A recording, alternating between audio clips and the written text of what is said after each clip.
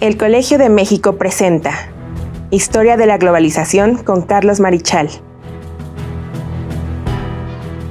El doctor Carlos Marichal es profesor emérito del Centro de Estudios Históricos y, en esta serie de podcast, nos hablará de un tema que es actual, empezando por sus orígenes. Se trata de la historia de la globalización desde tiempos antiguos. Profesor Marichal, ¿cuál fue el impacto de la Primera Guerra Mundial sobre la globalización? Bueno, esta es una pregunta difícil, pero está en la línea de todos los temas que hemos venido hablando de la globalización. ¿Qué es la globalización? En este caso, nos planteamos el tema de qué es la desglobalización. Para muchos historiadores y científicos sociales, el estallido de la Guerra Mundial en agosto de 1914 provocó una desglobalización, debilitando de manera dramática el comercio mundial, los flujos de capitales, los flujos masivos de migrantes y muchos otros intercambios. De hecho, esta expresión desglobalización nos hace recordar el uso de este término a partir de la gran crisis financiera de 2008. También durante la presidencia de Donald Trump, que hablaba en contra de la globalización, parecía estar a favor de la desglobalización y los conflictos con China. Al igual que hay una desglobalización con el impacto de la pandemia de COVID, que también redujo de manera drástica el movimiento de la gente, el comercio mundial, las migraciones. O sea, la desglobalización es la cara inversa de la globalización. En la anterior sesión revisamos la época de oro de la globalización económica a finales del siglo XIX y enfatizamos el papel de la revolución comercial, la revolución de los transportes, de las comunicaciones y una temprana globalización financiera. Era muy impresionante el impacto a nivel mundial de estos procesos. De hecho, a principios del siglo XX, el gran economista John Maynard Keynes, el economista más famoso del siglo XX, escribía que la internacionalización de las economías a escala global en esa época, o sea, 1900, 1910, era un fenómeno notable que se expresaba, por ejemplo, en el hecho de que un banquero, comerciante, inversor u abogado residente en Londres en esa época podía disfrutar de una multitud de bienes de todo el mundo en su mesa: té, café, cacao, muchos alimentos tropicales. También podía disfrutar de otros productos, telas finas de todo el mundo. Pero también disponía de información de las tendencias políticas y económicas de todo el mundo, que obtenía de los periódicos y revistas que podía leer, sentado cómodamente en su sillón, en su casa, oficina o club. Y podía recibir también asesoría por los tempranos teléfonos de consejeros financieros, con recomendaciones de cómo invertir sus fondos en la gran bolsa de Londres o en las diferentes bolsas que se multiplicaban en muchos países en Europa, Norteamérica, Sudamérica, Asia y Oceanía, desde 1880 hasta 1914. O sea, había una relación de intercambios de información, comercio, finanzas impresionante, como nunca antes en el mundo. Pero también es cierto que una serie de nubarrones comenzaron a poblar los cielos de las economías y las sociedades de la época. Y estas se concretaron a partir de agosto de 1914, cuando estalló la Gran Guerra en Europa, que luego sería conocido como la Primera Guerra Mundial.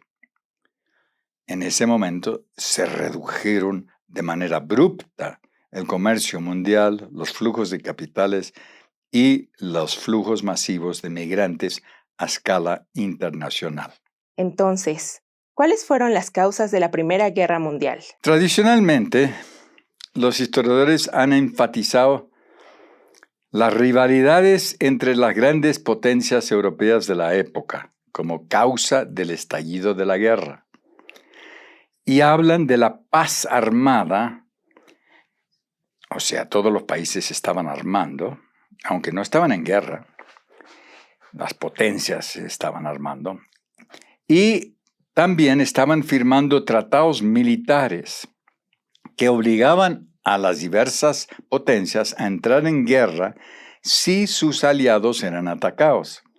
Así ocurrió en agosto de 1914, cuando Alemania, Austria-Hungría y el Imperio Otomano provocaron conflictos en los Balcanes y, por ende, iniciaron una ofensiva sobre Francia.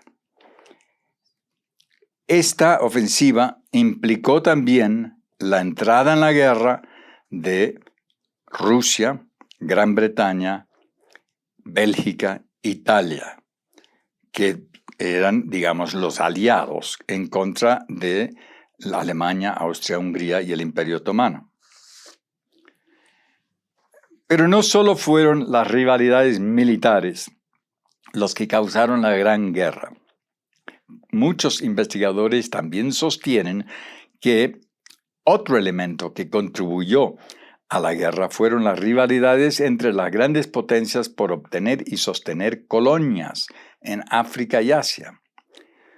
Sin duda, el predominio de Francia y Gran Bretaña en la expansión de sus imperios coloniales desde 1880 fue un factor en las rivalidades, en acentuarlas, ya que Alemania trató de emularlos y provocó conflictos regionales.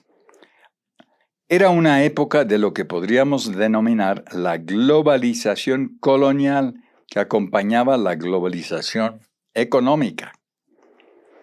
Al respecto, podemos recordar que los Estados Unidos también entraron a este peligroso juego geopolítico al realizar guerras contra España en 1898 para apropiarse de Cuba, Puerto Rico y Filipinas, además de tomar control de Panamá y de Hawái.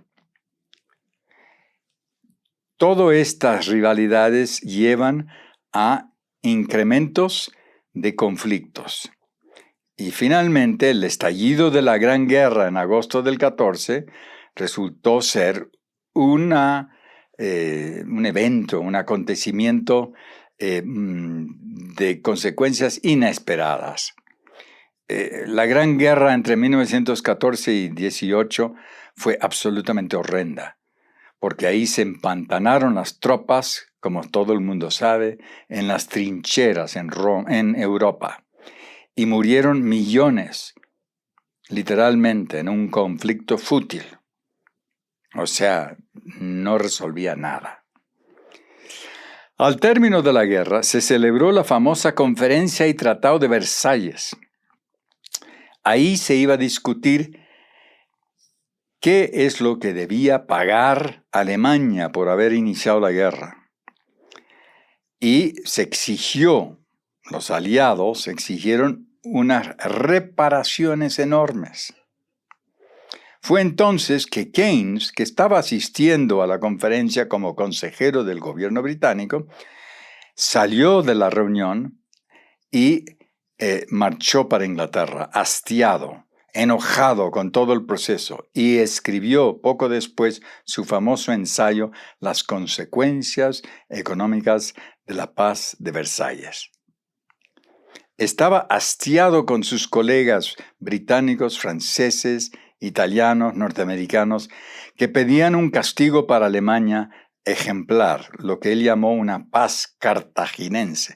O sea, la intención, sobre todo de Clemenceau, el primer ministro francés, era dejar a Alemania hecha un desierto y que pagara 130.000 millones de marcos.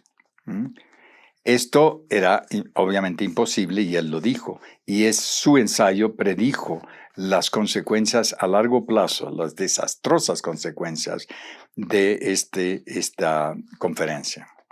Pero, por otra parte, hay que tener en cuenta que las consecuencias de la guerra llevaron a un caos político y también contribuyeron entonces a la desglobalización. Después de 1918 y el armisticio, la paz, se derrumbaron varios imperios del antiguo régimen. El Reich de Alemania, el imperio alemán, que tuvo que desprenderse de sus colonias, el imperio austrohúngaro, que había durado 500 años y se fragmentó. De ahí surgieron muchas naciones, Checoslovaquia, Yugoslavia, Bulgaria, Hungría, eran todos antes partes del imperio austrohúngaro. También se derrumbó el imperio otomano, que había durado otros 500 años, desde 1453, que incluía a Siria, Líbano, Palestina, Egipto, Irak. Todos estos miembros del Imperio Otomano se van desprendiendo. Pero también cayó el famoso Imperio de Rusia, ya que se produjo la caída del zar a partir de la Revolución Bolchevique de octubre de 1917, cuando el ejército ruso se desmovilizó, y esto facilitó el ascenso de Lenin y del Partido Comunista y de la primera nación o Estado socialista comunista. Por otra parte, la desglobalización se intensificó por los pánicos financieros de los años 20, a raíz, por ejemplo, de la crisis de 1921, seguido por la hiperinflación en Alemania en 1922-23, cuando los marcos alemanes llegaron a valer mucho menos que el papel en que se imprimía. Nos hace recordar la hiperinflación de México durante la Revolución, cuando los billetes bancarios ya no sirvieron de nada y hubo que retornar a un sistema metálico, con Carranza, ¿no? Ya los bancos desaparecieron, la bolsa desapareció. Bueno, algo de esto ocurrió en Alemania durante unos años, pero lograron controlar la hiperinflación. Y al poco tiempo estabilizaron las finanzas e inclusive volvieron a adoptar el patrón oro. De hecho, hay elementos que sugieren que la globalización económica no había muerto. En los años 20 el comercio repuntó, la migración internacional se renovó, los flujos de capitales. En particular, se beneficiaron países como Estados Unidos, Canadá, América Latina, Japón, Australia, que no habían participado en la guerra. Pero al mismo tiempo se expandieron una serie de empresas que se volvieron globales, porque la expansión de las empresas también es parte de la globalización. Estas, en los años 20, se avanzaron con fuerza. Menciono 3 ejemplos. La electricidad se globalizó. Esta es la época de expansión de las redes eléctricas, una nueva industria. Dio pie a la construcción de decenas de miles de kilómetros de líneas en las ciudades y viviendas, para los tranvías, para los primeros metros. También dio impulso a los teléfonos, la radio y el cine. Es esa época, los años 20. ¿Qué era más global que los teléfonos, la radio y el cine? Formas de comunicación extraordinarios. Otro sector que se globalizó en los años 20 era el petróleo. Recordemos que en esa época México era gran productor de petróleo, era el segundo después de Estados Unidos, y ese petróleo tenía una gran demanda por la revolución automotor, porque desde entonces las empresas como Ford, General Motors, Chrysler empezaron a tener un auge tremendo y se crearon nuevos pozos petroleros en todas partes, refinerías, oleoductos, venta de gasolinas, querosenes. Los grandes oligopolios, Exxon, se llamaba ESSO entonces, Shell, Mobil, British Petroleum, la empresa francesa total y cientos de pequeñas y medianas empresas comenzaron su auge entonces y han seguido hasta hoy en día. Un tercer campo que nos demuestra que la globalización no había muerto era el caucho. Las llantas de goma, de caucho, tuvieron una gran demanda y las empresas automotrices dijeron, queremos más caucho. La empresa Ford quiso crear plantaciones en el Amazonas, en Brasil, pero fracasó. El dueño de Firestone,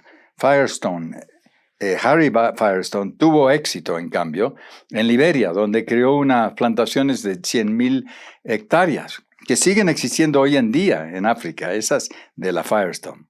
Y la Michelin, famosa empresa de llantas de Francia, se estableció en esa época, sobre todo en Vietnam, y seguiría ahí durante 60 años.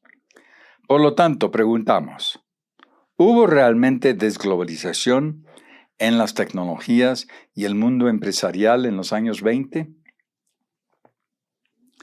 Todo esto cambió después de octubre de 1929 y el colapso de la Bolsa de Nueva York y sus consecuencias. ¿Y cuáles fueron las causas de la crisis del 29 y de la Gran Depresión? La respuesta es compleja. La respuesta de economistas y de periodistas nos dan una idea de la confusión que existía y que existe sobre las crisis. ¿Por qué estallan? Se usa mucho la metáfora médica. Se habla del colapso, de la crisis, de la depresión. Se considera que la crisis es como un fenómeno natural, inexplicable. Es evidente que tiene explicaciones, pero a primera vista no hay respuestas realmente convincentes. Por eso esas expresiones. Lo primero que ocurrió fue el hundimiento de las bolsas entre 1929 y 1932, en todas partes, y cayeron 4 años seguidos. 4 años. En 2008 cayó 1 año y pico la bolsa y luego empezó a recuperarse. Hubo muchos pánicos bancarios entre 1929 y 1932 que afectaron entonces a los flujos de capitales que se suspendieron. Y no hubo respuestas adecuadas de los gobiernos, porque estaban atados por el patrón oro. Todos los países se habían atado al patrón oro, que quería decir que por billetes bancarios podías ir al banco, entregar tu billete y te daban oro. Pero con el patrón oro no era factible ampliar la oferta de billetes. Keynes habló de las cadenas de oro, y Barry Eichengreen, que escribió la obra más importante de finanzas del siglo XX, su libro se titula Las cadenas de oro, explicando que esto era una gran limitación para enfrentar la crisis.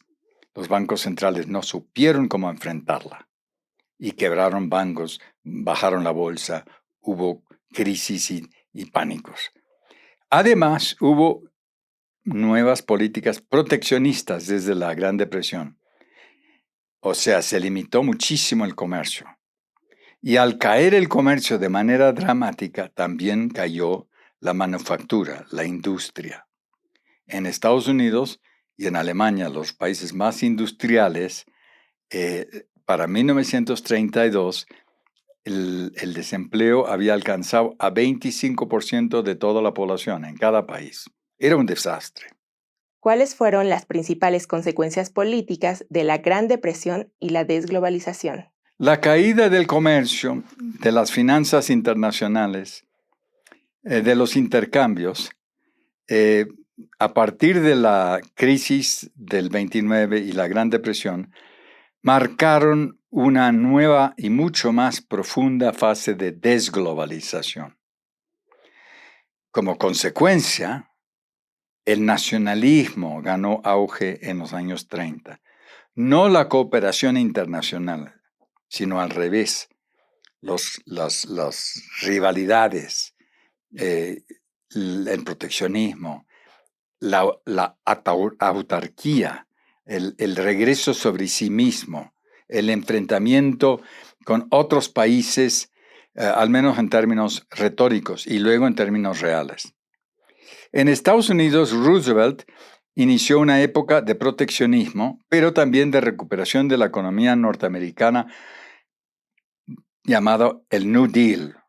Su política del New Deal, que tenía muchos elementos sociales favorables: seguro social, protección para las pensiones y nuevas políticas para la salud, etc. Pero sin militarismo. En cambio, en Alemania, 1932 marcó la elección de Hitler, que también puso en marcha proteccionismo y también impulsó la economía a través de contratos de obras públicas, pero sobre todo a través del militarismo. Los historiadores en época reciente han demostrado que Hitler lo que hizo es aumentar muchísimo la producción de armamentos, de aviones modernos, de tanques, de cañones, en escala sin precedentes en la historia mundial. Al mismo tiempo, en Rusia estaba en el poder Stalin, había consolidado el poder, y él impulsó la recuperación de la economía con políticas colectivistas, menos exitosas en muchos casos, y también impulsó el militarismo, porque tenía mucho miedo de Hitler. De hecho, los conflictos entre la democracia y el fascismo, entre el comunismo y el fascismo, se acentuaron en esta época. Una muestra muy clara fue la Guerra Civil en España, que marcó el fin de la democracia española y el arranque de la dictadura de Franco, que recibió el apoyo de Hitler y de Mussolini, con armamento, con 100.000 tropas de Italia, con todos los aviones de la Luftwaffe alemana, mientras que España, la República Española, quedó indefensa. Solamente le ayudó México. Lázaro Cárdenas ayudó en lo que podía, pero terminó en el 39 con la derrota de la República. Al mismo tiempo, se daba una guerra civil en China, enfrentamientos entre el Kuomintang, bastante nacional fascista, y los comunistas chinos, liderados por Mao, el joven Mao, aunque luego tuvieron que aliarse contra la invasión por Japón, porque Japón invadió China, ocupó China, Manchuria, ocupó Corea, ocupó Taiwán, creó un imperio. Antes de la Segunda Guerra Mundial ya estaba creando un imperio militarizado en Asia. O sea, tenemos conflictos en Europa, la amenaza de Hitler, que ocupó Checoslovaquia y Austria, y conflictos en el lejano oriente, donde Japón estaba montando un imperio. Ahora, no era esto la única cosa que estaba pasando en el mundo. En este mundo cada vez más desglobalizado tenía, sin embargo, algunos puntos más positivos. Por ejemplo, en América Latina, los años 30 son de cierta bonanza, de nacionalismo ciertamente, y de inicios de la industrialización. Pero como se puede recordar, la presidencia de Lázaro Cárdenas de esa época fue uno de los momentos cumbre de la política mexicana, con la instauración de políticas sociales e impulsos al desarrollo económico, etc. Lo mismo ocurría en Brasil con Vargas, ¿no? Había posibilidades alternativas a la guerra en otras regiones. Sin embargo, todo se viene abajo con el estallido de la Segunda Guerra Mundial en septiembre de 1939, cuando Hitler invadió Bélgica y Francia y provocó un largo y muy sangriento conflicto armado. 6 años de conflictos, desde el 39 hasta el 45. La desglobalización y la guerra mundial dominaron todo el planeta. En fin, este cataclismo de la Segunda Guerra, el mayor desastre de la historia humana, debe hacernos muy cautos con el resurgimiento de nacionalismos militantes en nuestros días. Y debe señalarse que hay que luchar para evitar este tipo de desenlaces. Este nacionalismo populista de derechas, que es consecuencia de discurso de fanáticos, de políticos fanáticos que rechazan la cooperación internacional y el diálogo entre todos. En fin, aquí cerramos esta sesión. En nuestra siguiente preguntaremos cómo se pudo recuperar el mundo en la posguerra y si fue reflejo de una nueva globalización o de algo quizá más complejo. Gracias, y los esperamos en el siguiente episodio de Historia de la Globalización con Carlos Marichal. Esto es una producción de la Coordinación de Educación Digital del Colegio de México.